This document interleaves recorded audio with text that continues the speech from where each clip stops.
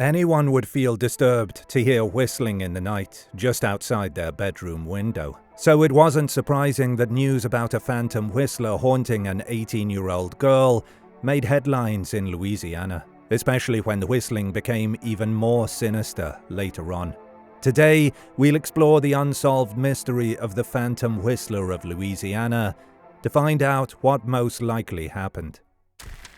Back in 1950, an 18-year-old girl named Jacqueline Caddo was living in the small town of Paradise, Louisiana. She had just returned home after attending the Academy of the Holy Angels in New Orleans. Starting February that year, she began hearing someone whistling wolf calls, similar to catcalling today, outside the house where she lived with her mother. At times, the whistles would be followed with a blood-curdling moan, but they could never catch the person making the noise. According to reports, the Caddo home was also broken into by an unknown intruder. The mother and daughter immediately reported the incident to the police. Unfortunately, nothing came of it. The sheriff believed that it was all a hoax. The constant whistling night after night was already creeping out Jacqueline and her mother. But after she announced her engagement to a state trooper named Herbert Belsom, the Phantom Whistler escalated. The whistles were now in the tune of a funeral march. Moreover, he started making phone calls to her home. According to the Caddos, the Phantom Whistler would make threats regarding Jacqueline's safety. In one call, Mrs. Caddo stated that the man had threatened to stick a knife in Jacqueline if she married Herbert. In another call, he stated, "Your daughter will never marry Herbert. I'm going to kill her." The sheriff claimed that he had posted deputies around the home after he received reports about the threats. However, none of his officers heard whistles on the several occasions they went to the Caddo home. The series of whistling and threatening phone calls eventually caught the interest of the media. Reporters and town residents would show up around Jacqueline's house trying to catch a glimpse of the Phantom Whistler, but no one succeeded. At one point, a reporter from the New Orleans State-Item was at their house along with Jacqueline, her mother, and her aunt. All of them heard the whistler, but they couldn't find anyone when they searched the yard. The sheriff's office and state police couldn't turn up anything after several investigations. Jacqueline was about to suffer a mental breakdown, so she decided to stay at a relative's house, hoping that the whistler wouldn't follow her. Unfortunately, he did. That night, she heard whistling outside of the window of the room she slept in. Scared out of her wits, Jacqueline decided to stay at her fiancé's parents' home. The whistler didn't follow her there. Instead, he called her mother, stating, "Tell Jackie I know she's at Herbert's house." Despite all the threats and harassment, Jacqueline was determined to marry Belsom. On October 1st, the couple got married without incident, and they were able to leave for their honeymoon the next day. The whistler's threats of appearing at the wedding never happened. He also never bothered her again. According to the local sheriff, the case was closed. Though he initially thought it was a hoax, he eventually admitted that he had caught the whistler. However, no charges were ever recorded, and no names were released to the media. The sheriff explained that he did not wish to embarrass the persons involved. So the identity of the Phantom Whistler remains unknown.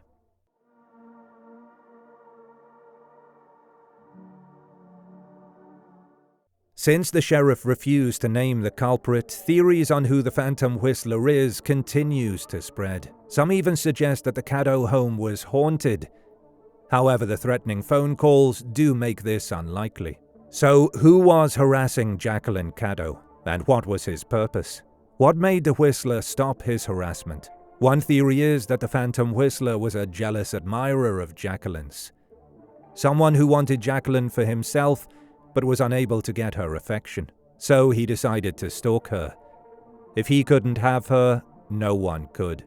But if that's the case, how come no one ever mentioned this rejected lover? And why would the sheriff refuse to name this individual? After all, he had terrorized a citizen of Paradise and caused her a lot of harm on her mental health.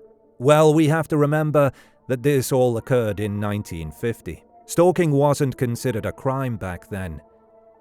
It was only in the 90s when the states began to criminalize it. So maybe the sheriff couldn't do anything but talk to the individual to make him stop. Of course, it could also have been just a hoax, a bid for attention that Jacqueline and her mother had planned. There's also the possibility that this was a prank. Maybe someone who thought it would be funny to scare a woman out of her wits. In fact, there are many possibilities. Upon research, we found that there are more discussions about what the Phantom Whistler had done than who he actually was. Details regarding the investigation were sparse and often not mentioned in the newspapers.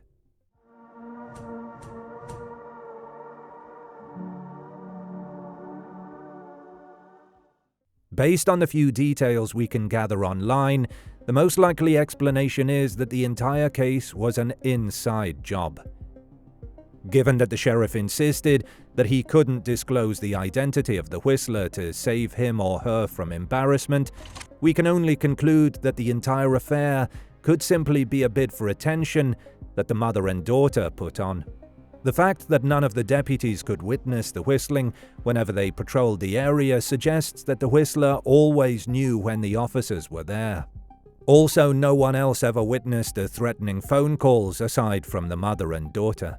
But what about the whistles that the reporter heard while he was in the house with Jacqueline, her mother and her aunt? Well, it could be that this was something they had arranged after the sheriff had declared the case to be a hoax.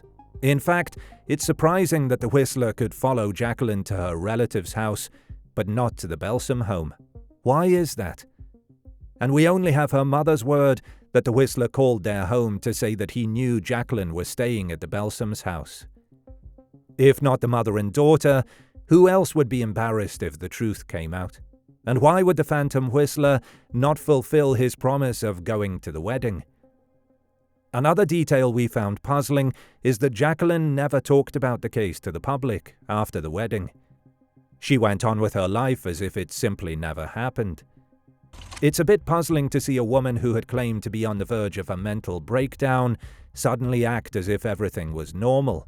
Wouldn't she continue to be frightened if the person had not been arrested? Wouldn't she be angry that someone had terrorized her for so long and he had not been punished? Wouldn't her mother be clamoring for justice and for the identity of the Whistler to be revealed?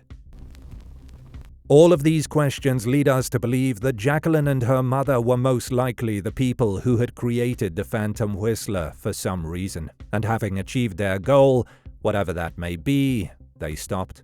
Of course, we can't definitively state that our theory is the truth. There is very little evidence to prove or disprove what we think most likely happened. The mystery of the Phantom Whistler continues to baffle many and may remain unsolved for years to come.